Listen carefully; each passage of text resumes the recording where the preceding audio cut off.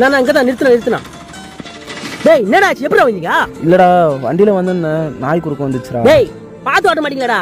நேரம் நம்மளுக்கே சரியில்லாதப்போ வேற என்ன அடிபட்டுதா பெருசா? எங்களுக்கு எதுவும் அடி இல்லடா, வண்டி தான் டூம் வந்துச்சு.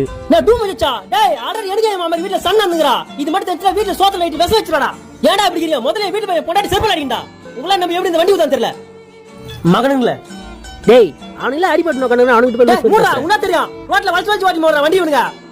நீ போய் எங்க சாவுங்கடா, எதுல ஏமாட்டு வண்டி எடுத்து போறீங்க? அவனுல வண்டியில நிக்கல வந்துறாங்க, வண்டி நீங்கறா. அவனுக்கு எதனா ஆச்சாரம் பாருங்க, வண்டி நீங்கறா மயிராட்டம்.